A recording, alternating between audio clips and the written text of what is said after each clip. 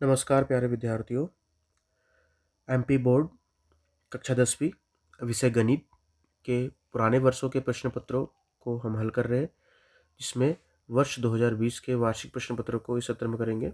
इसका पार्ट 3 है। आपसे निवेदन है कि आपने इसके पहले के पार्ट ना देखे हैं तो 2024, 2023, 2022, 21 और फिर 20 को देखिएगा, ठीक है।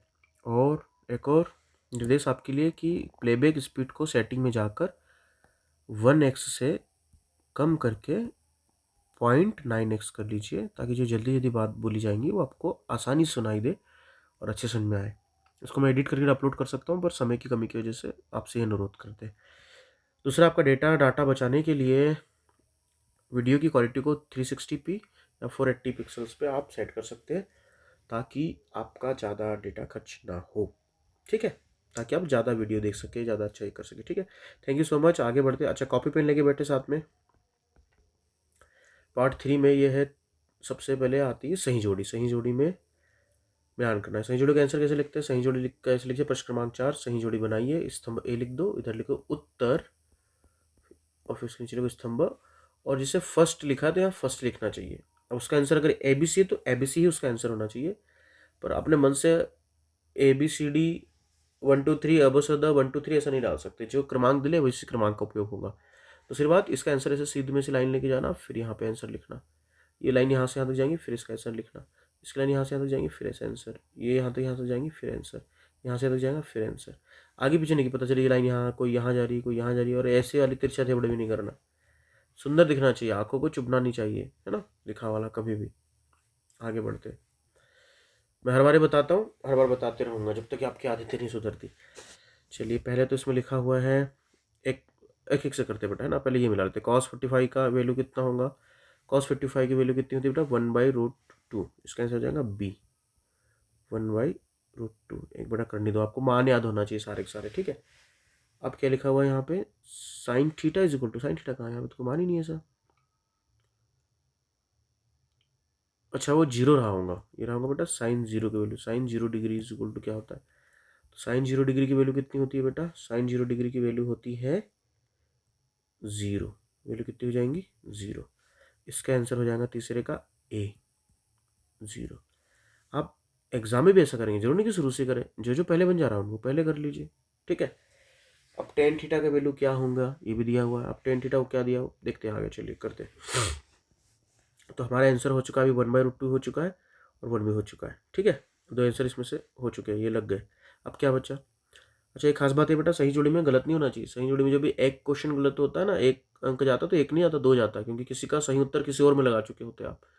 तो एक साथ 2 गलत होते हैं जब भी सही जोड़ी में गलत होते हैं, तो कभी गलती नहीं करना। फिर एक और गलत हो गया मतलब 4 गलत हो गए, इसमें हो गया गड़बड़ी। तो चलिए इसको देखिए, टेन थीटा की वैल्यू क्या होती है, ध्यान दीजिए।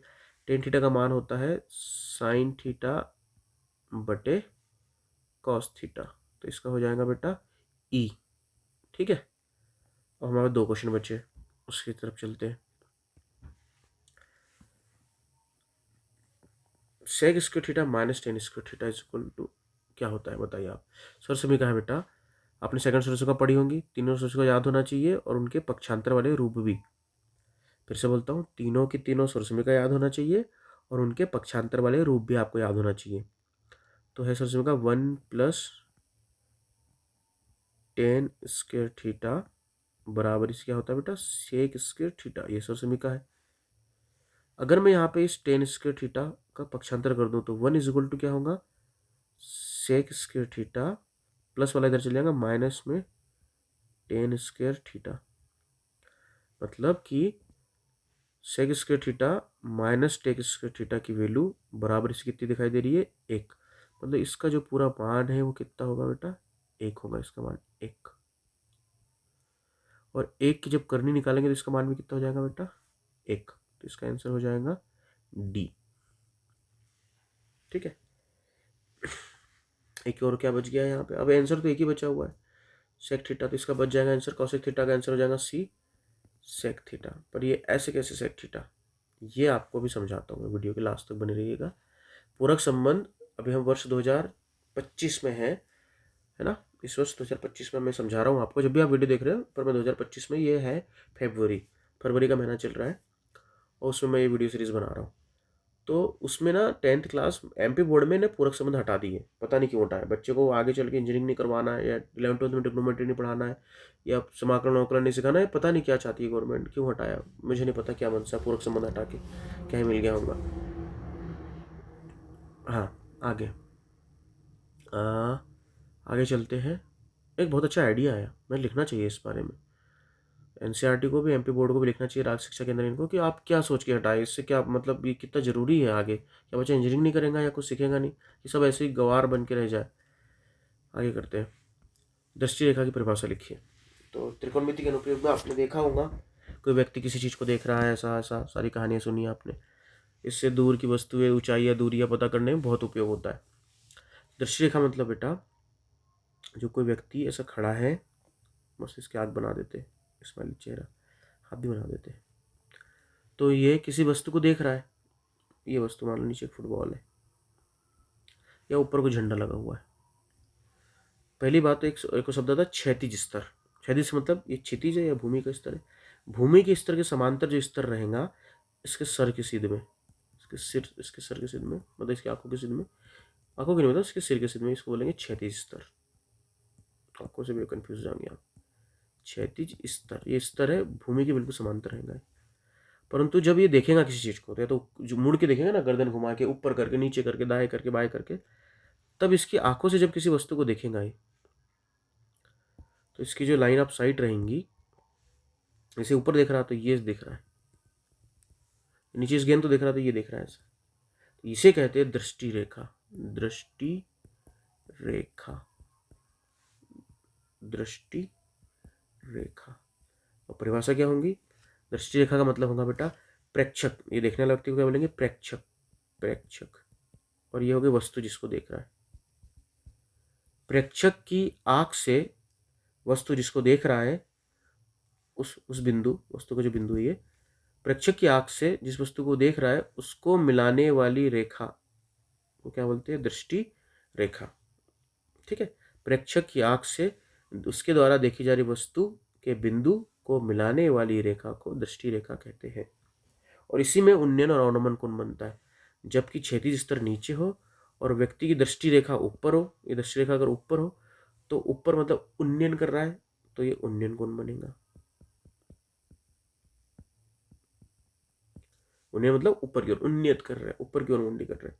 पर याद रखिए, इसमें बताना पड़ता है कि दृष्टि रेखा और क्षैतिज स्तर के मध्य बना हुआ कोण, जबकि कोण क्षैतिज स्तर से ऊपर की ओर बन रहा हो, है ना, तो वो कोण कैसा होगा? उन्नयन कोण।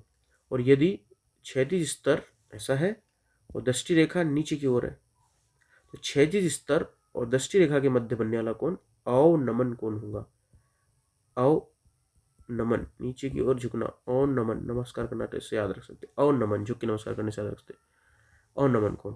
परंतु दृष्टि रेखा एवं क्षैतिज स्तर के मध्य बना हुआ कोण अवनमन कोण होगा। कब? जबकि दृष्टि रेखा क्षैतिज स्तर से नीचे की ओर हो। ठीक है, चलिए अगला, इसको बड़ा कर देता हूँ बेटा, है ना।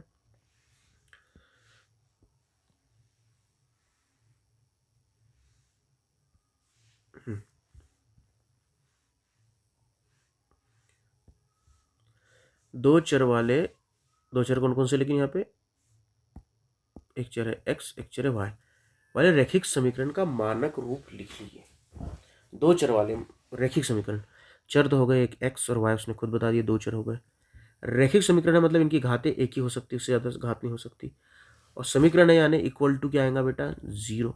समीकरण आना चाहिए, ठीक है, मतलब समीकरण इक्वल टू आना ही चाहिए, तराजू जैसा बनना चाहिए, दाया पक्ष बाया पक्ष बोले तो समीकरण, मानक रूप।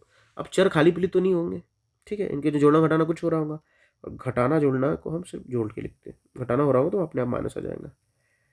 अब ये सिर्फ चर ही थोड़ी होंगे, एक संख्या भी होंगी साथ में, तो हम चर के साथ में संख्या देते, गुणांक में एक भी हो सकता है, कुछ भी हो सकता है। तो इस चर के साथ में दे दिया a नाम की संख्या, इस चर के साथ में दे दी b नाम की संख्या है लेकिन यहाँ a b c, और एक बिना चरों के साथ में भी एक संख्या दे दी बेटा, कितनी? c। इसके बीच में लगा देते योग, ये हो जाएगा बेटा a b c, यहाँ संख्याएं है, x और y यहाँ पे चर है। ये हो गया दो चर वाले रैखिक समीकरण का मानक रूप, ax + by प्लस सी बराबरी से 0। ठीक है, आगे बढ़ते हैं। प्रश्न क्रमांक तीसरा, समांतर श्रेणी का व्यापक रूप। बहुत बड़ा प्रश्न, अभी तक आया नहीं था। अब अक्सर हमने समांतर श्रेणी का nवें पद का भी सूत्र लिखा हुआ है, पर व्यापक रूप मतलब ऐसा रूप जिसमें वो पदों और पदों के प्रोग्रेस को बता सक रहा है कि कैसे बने हुए। समांतर श्रेणी का व्यापक रूप होता है बेटा, सबसे पहले समांतर श्रेणी में क्या आता है, प्रथम पद, फिर उसमें एक साधारणता जोड़ के क्या बन जाता है, फिर द्वितीय पद, या हम लिखते हैं दूसरा पद, फिर तृतीय पद या तीसरा पद लिख देता हूं मैं, और ऐसे ऐसे जाते जाते तक कहाँ तक जाते बेटा, nवें पद तक, nवा पद तक जाते, अंतिम पद nवें पद तक। तो पर ऐसे नहीं लिखना हिंदी में, कैसे होगा, समांतर श्रेणी का व्यापक रूप पहले हो जाएगा प्रथम पद बोले तो a, फिर कॉमा, द्वितीय पद यानी कि प्रथम पद में एक बार एक सारवंतर जोड़ दिया, क्योंकि समांतर श्रेणी a और d से तो बनती है। तीसरे पद में a प्लस 2d जोड़ दिया, फिर उसके बाद में a प्लस 3d यानी चतुर्थ पद, और ऐसा डैश डैश डैश करके आपको लिखना होगा nवा पद यानी कि a plus n-1 into D, ऐसा लिखना पड़ेगा। पूरा पर एक सिद्ध में होना चाहिए, मैंने यहाँ नीचे लिखा हुआ है ये। तो ये हो गया समांतर श्रेणी का व्यापक रूप। पर यहाँ ऐसा जरूर लिखना, कई बच्चे सिर्फ इतना लिख के छोड़ देते, पर मैंने पुराने शिक्षकों को देखा है, बुजुर्ग लोग हमारे, ठीक है, पुराने शिक्षक बोलते हैं यहाँ एक गड़बड़ी है, बोले क्या गड़बड़ी है, जहाँ ए क्या है, प्रथम पद है, ऐसा बताना पड़ता है, ठीक है, डांट के बताते हैं शिक्षक, ठीक है। और डी क्या है, सारवंतर। कॉपी चेक करने वाला बहुत बारीकी से कॉपी चेक करता है, हालांकि ना बताओ तो भी चल जाता है, पर ये लिखना अच्छी बात है, ठीक है। आगे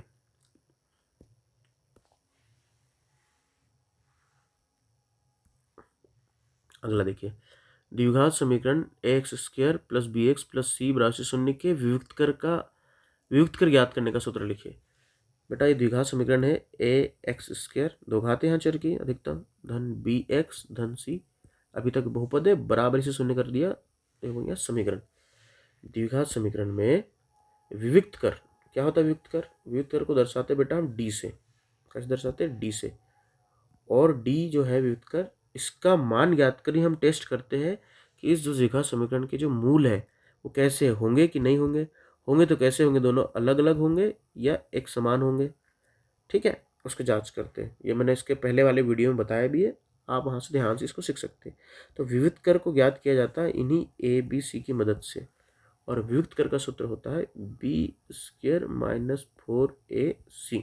ये हो गया आपका उत्तर, ठीक है, चलिए ठीक है, आगे बढ़ते हैं। अगला प्रश्न जो है 2 नंबर के प्रश्न में भी आता है, क्या x प्लस 1 का whole square is equal to 2 in bracket x minus 3 द्विघात समीकरण है। हाँ है या नहीं, इसको याद करने के लिए क्या करते, प्रसार करते, पक्षांतर करते और उसको उस रूप में लाने की कोशिश करते, द्विघात समीकरण के मानक रूप में लाने की कोशिश करते कि बन रहा है कि नहीं।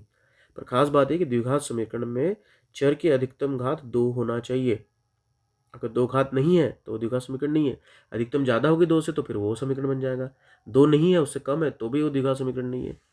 चलिए सरल करते, x प्लस 1 की पावर 2 बराबरी से 2 x माइनस 3 ब्रैकेट बंद, ठीक है। इसका प्रसार करेंगे, दो तरह के बच्चे होते हैं, एक बच्चा कैसे करता है, ऐसा लिख देता है x प्लस 1 और ब्रैकेट में फिर x प्लस 1, और इनका ऐसा बारी बारी से गुना करते प्रसार करता है। अब नहीं आती स्वरसमीका तो बच्चे ऐसा करते हैं, पर ऐसा नहीं करना चाहिए, स्वरसमीका लगाना चाहिए बेटा, ठीक है, आना चाहिए आपको। चलिए प्रसार करते, a प्लस बी दो संख्याओं के योग के होल स्क्वायर के रूप में, a प्लस बी का होल स्क्वायर क्या होता है, a का स्क्वायर प्लस b की जगह कौन है यहाँ पे 1, b का square plus 2 into a into b, a का मान यहाँ x है, b का मान यहाँ 1, कर दिया प्रसार, बराबरी से यहाँ अंदर दोनों गुना कर देते, 2 का गुना x में 2x, 2 का गुना ऋण 3 में 2 3 6 ऋण 6, x का वर्ग धन 1 का वर्ग 1 धन 2 गुना x 2x बराबरी से 2x ऋण 6।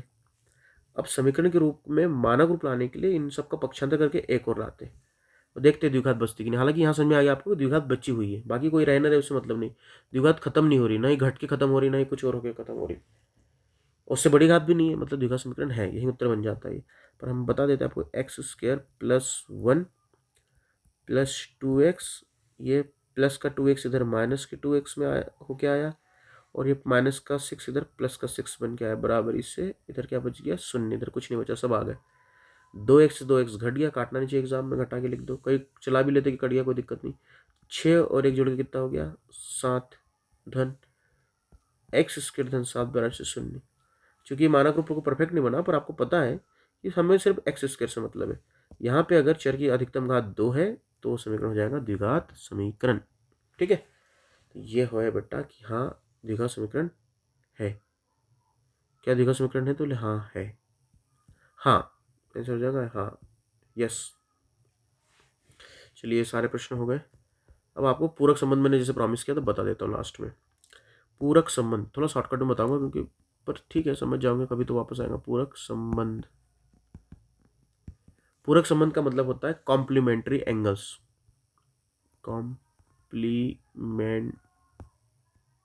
एंगल्स, ठीक है। कॉम्प्लीमेंट्री एंगल्स का मतलब हो गया दो कोण ए और बी बेटा आपस में कॉम्प्लीमेंट्री कहलाते हैं, एक दूसरे के पूरक कहलाते हैं जब दोनों का योग 90 डिग्री हो जाए। इसको पूरक या कोटि पूरक भी बोलते हैं, कई जगह कोटि पूरक भी बोल देते हैं। दोनों का अगर योग 90 हो जाए तो कॉम्प्लीमेंट्री एंगल कहलाते हैं। इस तरह एक संपूरक होता है सप्लीमेंट्री एंगल्स, जब दोनों का योग 180 हो जाए।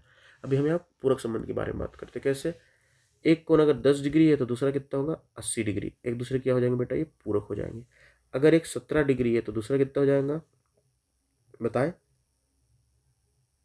73 डिग्री, 73 7 80 और 10 90। अगर एक 33 डिग्री है तो दूसरा कितना हो जाएगा 57 डिग्री। दोनों आपस में क्या कहलाएंगे पूरक कोण कहलाएंगे। तो उसी प्रकार से पूरक कोण जैसे दोनों आपस में पूरक कहलाते हैं, वैसे कुछ त्रिकोणमितीय अनुपात भी पूरक कहलाते हैं। वो कौन कौन से है? साइन का पूरक है बेटा कॉस, और कॉस का पूरक साइन। उसी तरह कॉसेक का पूरक है सेक, और सेक का पूरक है कॉसेक। टेन का पूरक है कॉट, और कॉट का पूरक है टेन। इन नाम से भी याद रख सकते। देखो ध्यान, साइन का नाम है पूरा पूरा साइन, और कॉस का नाम है असल में कोसाइन। देखो नाम के आगे ही लग गया को फॉर कॉम्प्लीमेंट्री एंगल। यहाँ पे जो सेक है इसका नाम है सेकेंट, गलत लिखा क्या मैंने? सेकेंट गलत लिखा शायद, सेकेंड ठीक है। और इसका नाम क्या है को सेकेंट, इसके नाम के आगे ही लग गया को, ठीक है। इसलिए इसका ये को है मतलब कॉम्प्लीमेंट्री है, नाम भी लिखा हुआ है बेटा। टेन को बोलते हैं टेंजेंट, और इसमें क्या लग गया को टेंजेंट, इसलिए कोड जो बना है ना को से बना हुआ, इसलिए एक दूसरे के पूरक है। तो साइन का पूरक कॉस, कॉसेक का पूरक सेक, और टेन का पूरक कॉट आपको याद होना चाहिए। इससे क्या संबंध है? तो अगर एक दूसरे के पूरक लेंगे तो कोण भी पूरक लेने पे बराबर होंगे। मतलब अगर मैं साइन लेता हूं तो साइन कॉस के बराबर होगा। कब? जब ये आपस में कॉम्प्लीमेंट्री, तो इनके एंगल भी कॉम्प्लीमेंट्री हो। मतलब अगर मैंने साइन का ले लिया 10 डिग्री तो कॉस का कितना बेटा 80 डिग्री आपस में बराबर होगा। अगर मैंने ले लिया साइन का 35 डिग्री तो ये बराबर होगा कॉस के कितने, इधर 35 ले लिया तो साइन का जैसे पूरक कॉस वैसे 35 का पूरक कोण, कितना कोण होगा बेटा 55 डिग्री। 55 और 35 मिलकर बनाएंगे 90 कॉम्प्लीमेंट्री। ऐसे ले लेते एक उदाहरण, टेन का अगर मैंने ले लिया 40 डिग्री, टेन का 40 बराबर होगा कॉट के 50 डिग्री के, दोनों मिलकर 90 बना रहे, पूरक हो गए, ये दोनों भी पूरक है, ठीक है। इसलिए सूत्र बना है कि टेन 90 माइनस थीटा, टेन का 90 से जो कम होगा, जो कोण 90 से कम होगा वो कोण किसके बराबर होगा कॉट थीटा के, ठीक है। पूरा लिखते हैं अच्छे से, कॉट थीटा डिग्री। उसी तरह साइन 90 माइनस थीटा बराबर इससे कॉस थीटा, और कॉस 90 माइनस थीटा तो साइन थीटा, और वैसे ही कॉसेक 90 माइनस थीटा, इसलिए यहाँ लिखा हुआ देखिए सही जोड़ी में। अब इसको पूरा लिख लीजिएगा अपने मन से, आपस में संबंध, ठीक है। कॉसेक का 90 माइनस थीटा हो जाएगा बेटा सेक थीटा, और सेक का 90 माइनस थीटा करेंगे तो कॉसेक थीटा। दोनों में पूरक संबंध है, सेकेंड को सेकेंड, ठीक है।